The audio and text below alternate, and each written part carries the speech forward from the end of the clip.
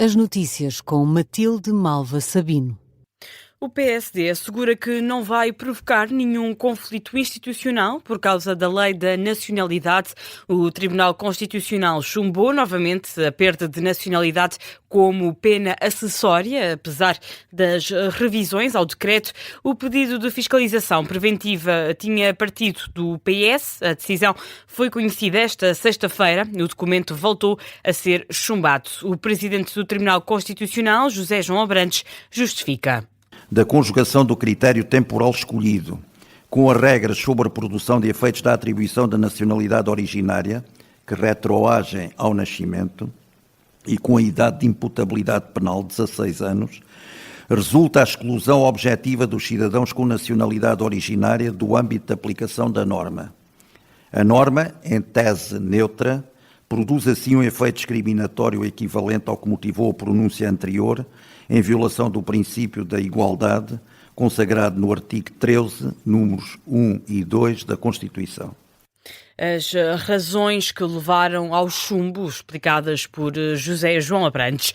Já em 15 de dezembro passado, o TC tinha declarado inconstitucional a primeira versão deste decreto, também por unanimidade, que nas duas vezes foi aprovado no Parlamento com votos a favor da direita. O líder parlamentar do PSD, Hugo Soares, promete que o partido não vai criar um conflito institucional com os juízes do Palácio Raton e avança que os social-democratas vão agora analisar o acórdão. A lei da nacionalidade era para nós o essencial e ela foi promulgada pelo Sr. Presidente da República.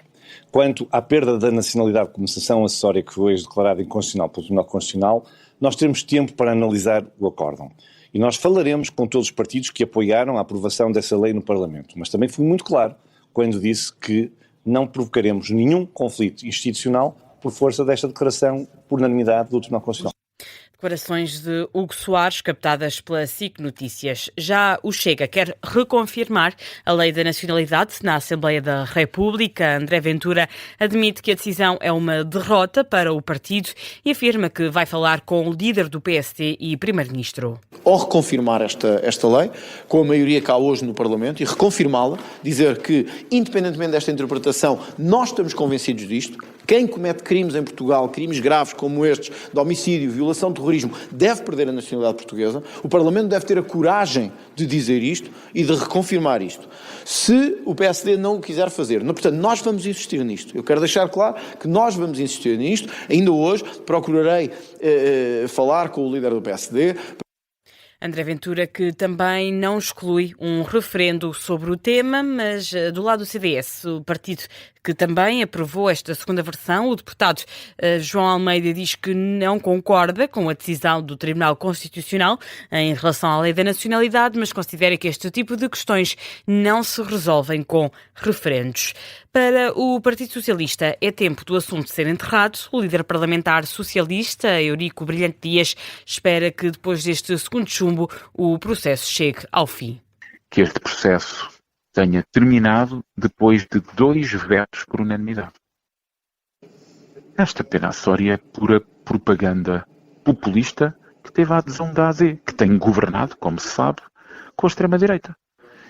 E não procurando nestas matérias ter um consenso moderado, alargado com o Partido Socialista e outros partidos democráticos, naturalmente também há que considerar outros partidos democráticos para além do Partido Socialista, insiste em fazer acordos com a extrema-direita. Ora, a extrema-direita não respeita os direitos humanos.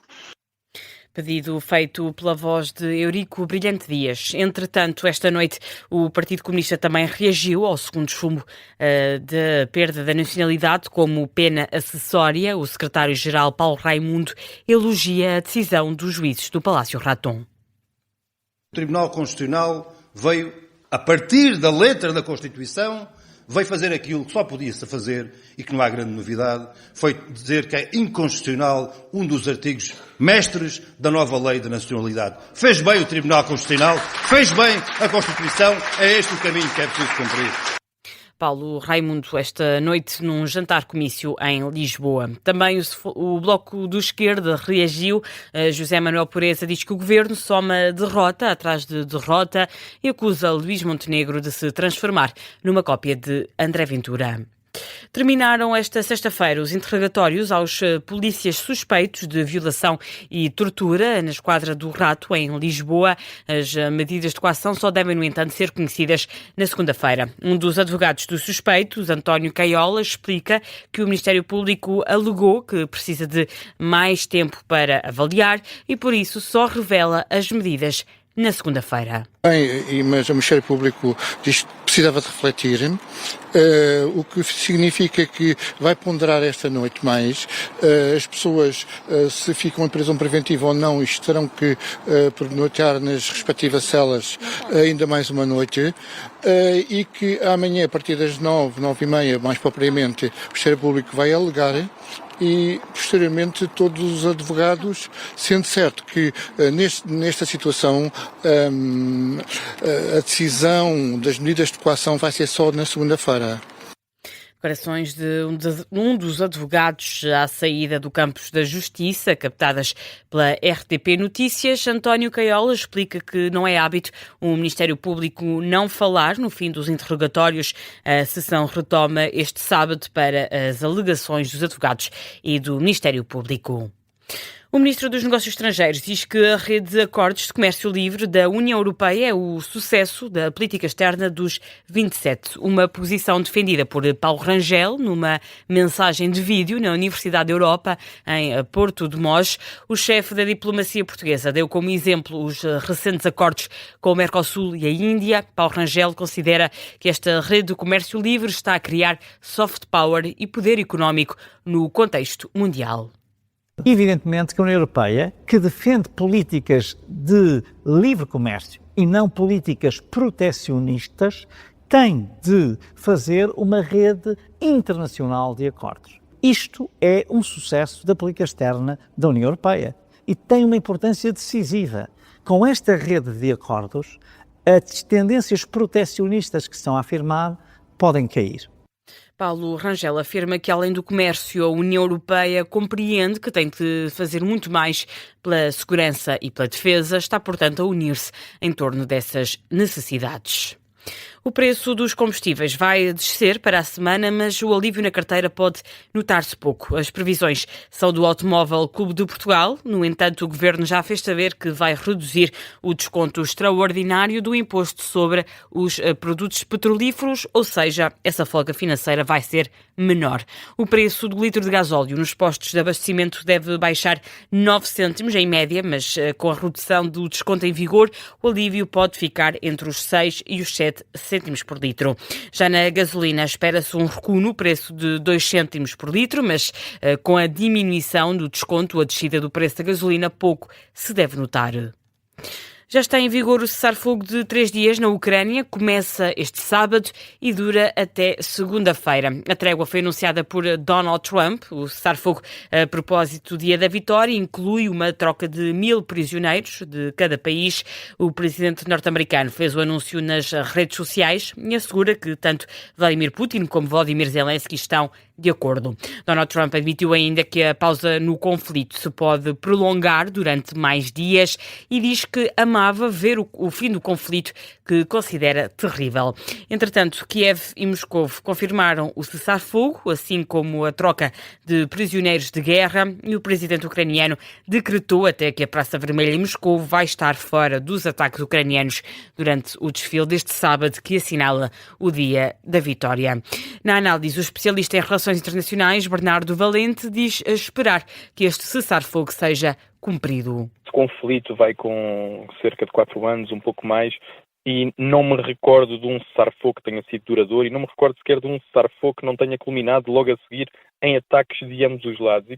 E quando falamos de um cessar-fogo, e claro que um cessar-fogo é sempre de elogiar, e bom, esperemos todos nós para o bem da Europa, para o bem da Ucrânia, mesmo para o bem da Rússia e dos russos e da economia russa, esperemos que seja duradouro.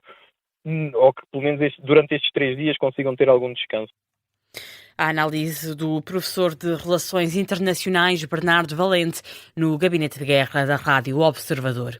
Noutra frente, Donald Trump diz estar à espera de receber uma carta esta noite do Irão com uma resposta à última proposta norte-americana com vista a pôr fim de forma duradoura às hostilidades. A informação foi aventada pelo presidente dos Estados Unidos aos jornalistas em Washington.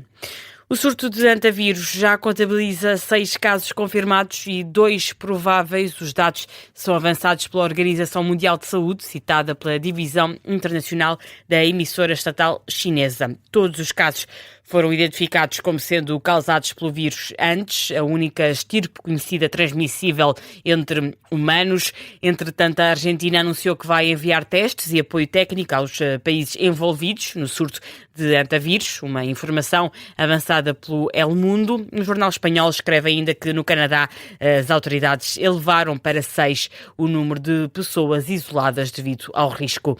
Este sábado, o diretor-geral da OMS vai às Canárias para coordenar a retirada dos passageiros do cruzeiro afetado pelo antavírus que atraca no arquipélago espanhol no domingo. Foi a notícia de fecho deste jornal. A informação volta às 3h30. Até já.